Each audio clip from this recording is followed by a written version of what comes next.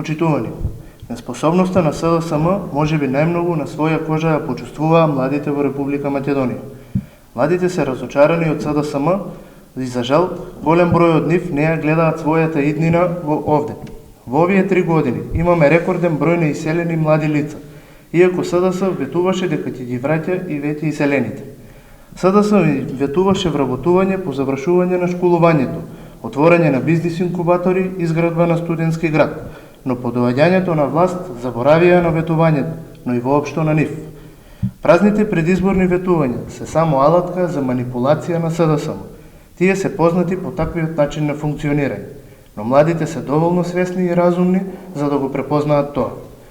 Соочени со огромното незадоволство кај младите од нивното владење, СДСМ на срамен и потценувачки начин, типичен за нив, се обидуваат да ги подкупат со ваучери од 3000 денари и се надеваат дека истите ќе им заборават и ќе им го опростат тоа што ги лажеа и заборавија на нив сите овие години.